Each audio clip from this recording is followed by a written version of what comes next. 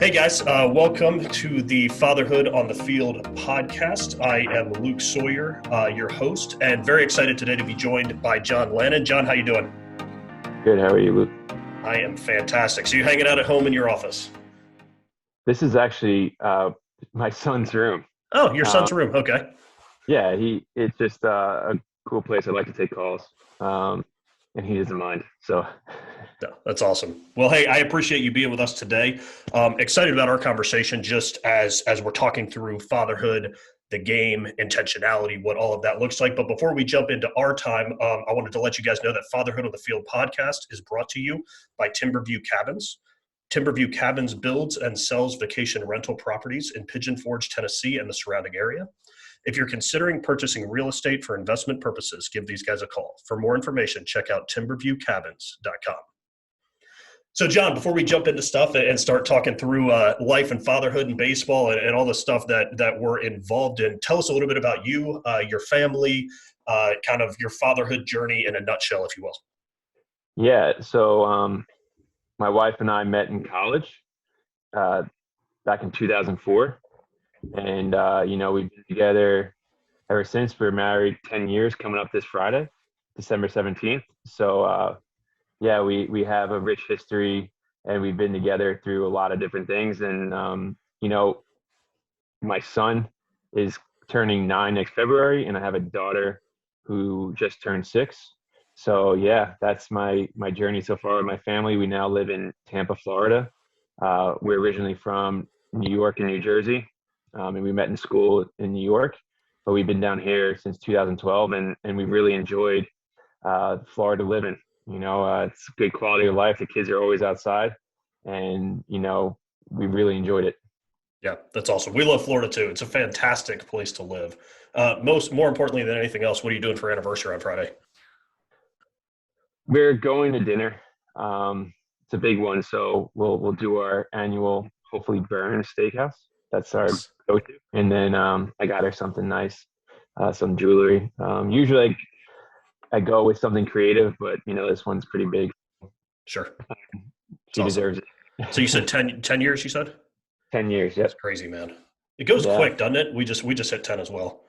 Yeah. It really does. It really, really does. So you guys have two kids. Your son, obviously playing baseball right now. Daughter, what's she into? My daughter is into dance and she plays tennis. Okay, interesting. Yes. Yep. That's awesome. More of an artistic, um, free spirit, I guess you could say. Um, she's so loving and caring and so funny. I just think the organized sports she's not really into. She played like baseball one season, and where she's she's athletic. I think she's just not into it. So Sure. we'll see. Yeah. No, it's fantastic, and it's very interesting as I've looked at kind of my fatherhood journey. We have four, three boys and a girl, and just the way it's different that I connect with my daughter. She's very similar. She's 3 at this point, but very artistically minded. Um, and my dates with the boys as we spend time together, it's, hey, Dad, let's go to the field. Go hit me ground balls or whatever. With my daughter, I've been trying to figure out, like, what is that thing that we connect over. We went and bought a soccer ball this past week. We're going to see how that one goes. She hasn't showed much interest so far, but want to get her out, moving around, and figure out what that looks like. Yeah, a lot of the things I do with my daughter are like uh, coloring, drawing. It's obviously my son's. It's all about football, baseball, and with my daughter, it's more just spending quality time. I guess Yeah, me just watching her do gymnastics, cartwheels. Um, so yeah, it looks different, but nonetheless, trying to spend quality time with both. yeah. No, it's just that intentionality. That's huge.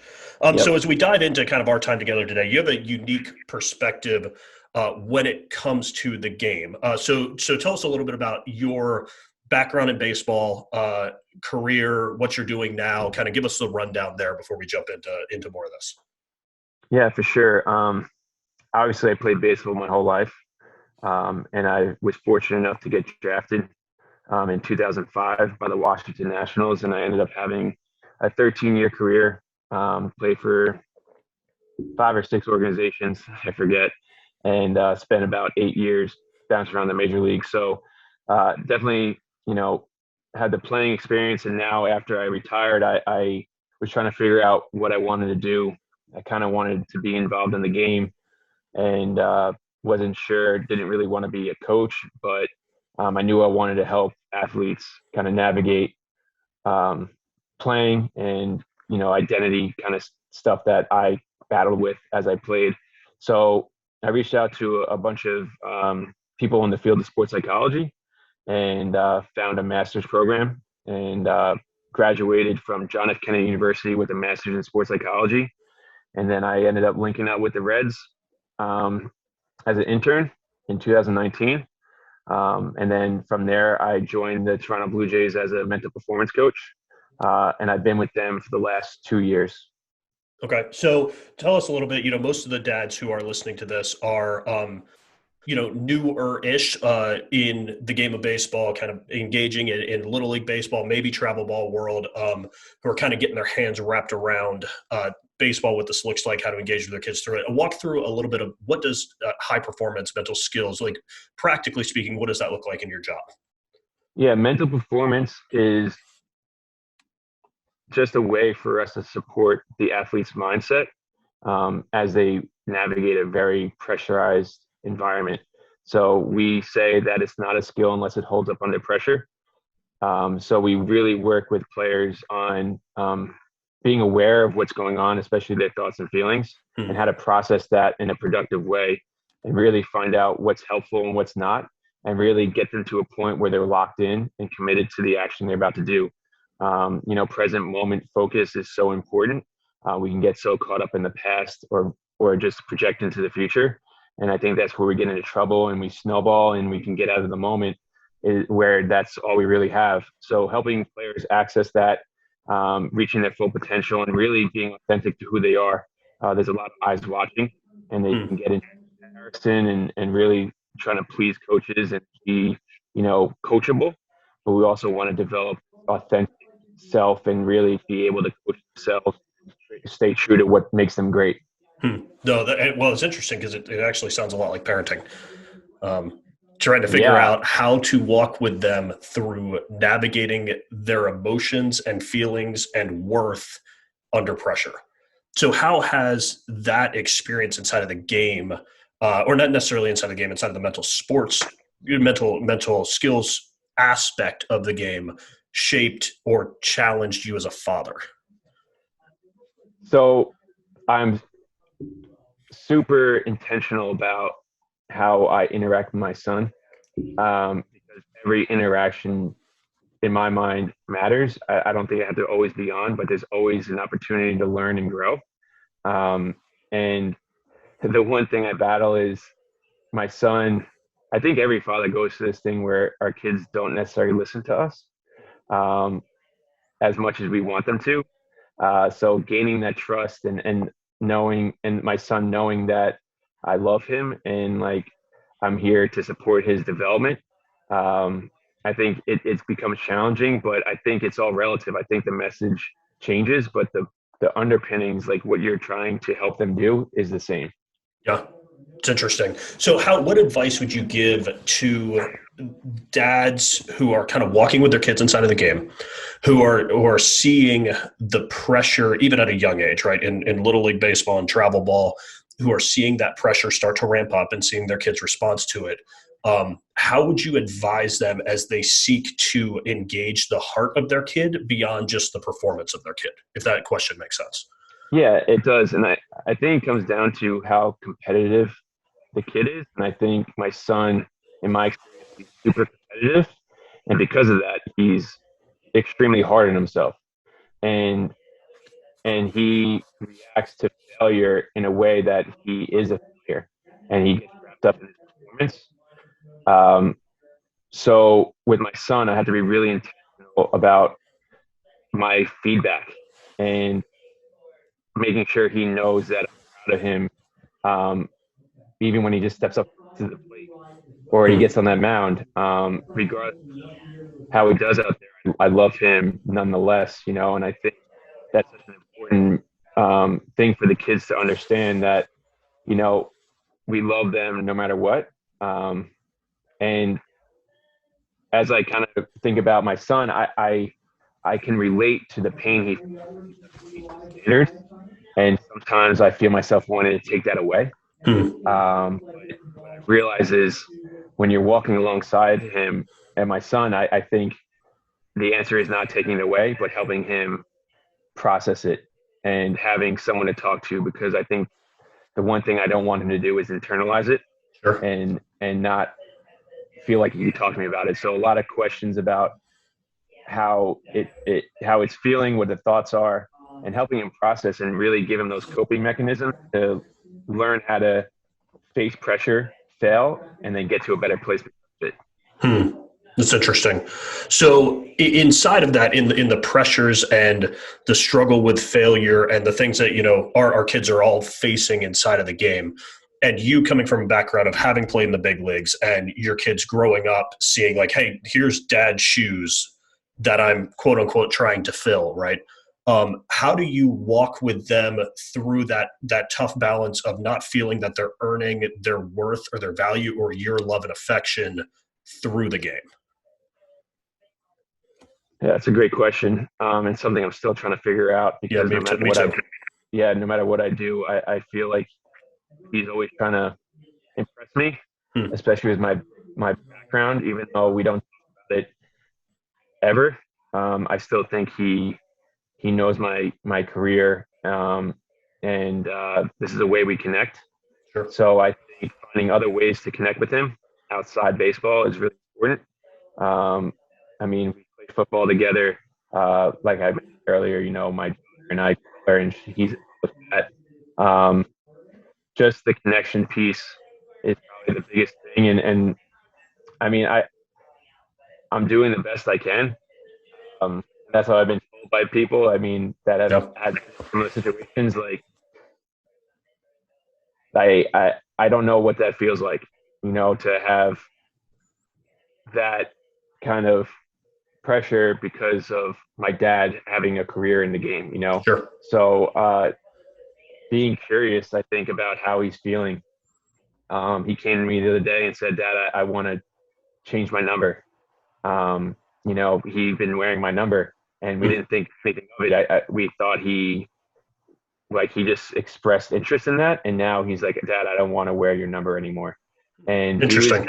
he was kind of nervous to tell me, and I'm like, "Dude, like whatever you want, like." What number do you want? 7-2? He's like, yeah, I want to be like Tatis. I want to be like Baez. I'm like, awesome. That's great. And I think that just showed how much he just doesn't want to let us down, even though it's in his head that these things are there. So I think it's being intentional and voicing why we're affirming why we're proud of him, not necessarily his actions, but his heart. Yeah. No, that's interesting, and that's a tough thing to walk through, because I think all of us, at least who have had some semblance of involvement in the game, right? Our kids probably feel that, or feel that they're earning our favor, if you will, through their involvement with it, and just trying to find those small ways that we can connect with them in things other than the game. We're even walking through that this week, because we're coming up on the spring, and the boys are trying to decide, hey, am I going to play baseball this spring, or am I going to play flag football this spring? And I've told them from day one, I don't care what y'all do, like, do what you want to do. Whether it's baseball, great. Whether it's playing the violin, great. I don't care what it is. But find what you want to do and go hard after it. And then we try to find ways to connect with them through that. So it's an interesting dynamic that you're running into. So how has your faith impacted the way that you view fatherhood or intentionality inside of the game, both in your career as well as at home? There's two. I'll start off with my faith journey. Um, I was raised Catholic, and up until about 2014, um, I grew up, you know, Catholic, and I went to mass on Sundays, and um, you know, I guess you could say when I was in trouble, I turned to God, and then when I was fine, I'd kind of just forget. Maybe I think that's the Sure. way to put it. And then, in 2014, I really began that journey to kind of understand. how God viewed me and what Jesus did, does, and will do for me. Um, and that's when I gave my life to Jesus and accepted him as my Lord and Savior. And I think from that point, I shifted to, self-focused to other-focused. Hmm. And it really instilled in me this humility of using my platform for the betterment of others. So from that, you know, moment, I viewed fatherhood differently. I viewed my Hmm. interactions with everybody differently. And I think that I can now use my experience with baseball to, you know, empathize with athletes. And, like I said, just understand the bigger picture that, there's more to life than baseball, and helping put that, put baseball in its rightful place and understand the Hmm. bigger picture of like baseball only happens for a certain amount of time, right? We have all this other time in our lives that we're going to be a husband, we're going to be a father, we're going to be a brother. Really taking in those other pieces and understanding that we are like first and foremost a child of God. So not sure if I answered your question, but that's kind of how I see things, is like taking the gifts God's given me and turning them towards others. Yeah, no, it's huge. And it's interesting because it's interesting the way that God reframes the game. I was talking with somebody yesterday and talking through a very similar thing of how God's sanctifying him through the game. And we talked about that the game of baseball is meant to make you holy, not meant to make you happy. In the same Mm. way that marriage is meant to make you holy and not meant to make you happy. Like this is a piece that God is using in your sanctification. And like we talked about sanctification through strikeouts. Like it's through failure and difficulties that God ultimately is growing us, shaping us, and molding us. And so I think, as we think about faith and we think about, our growth as men, as fathers, and then being able to walk with our kids through that, through reframing the game even at an early age, where now we can start to look at things and say, hey, this is, yes, of course, I'm striving for success, and I don't deal with failure well, but let me reframe that. How do I have an eternal perspective in this, and see difficulty in the game differently, and change our approach to it? So it's I appreciate you sharing that with us, because as I think faith does drastically reshape the way that we approach all of this. So as we kind of round out our time, I appreciate you being on here and talking with us a little bit. If you were to leave dads, baseball dads, with one thing, either from what you've experienced in the game or now as a dad, what's the one thing you would challenge them or encourage with them with as we kind of sign off today? Yeah, I mean, I think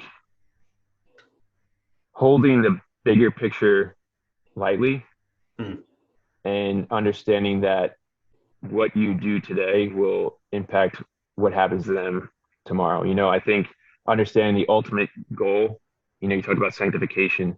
It's a process that's happened, it's happening now, it's going to happen perfectly later.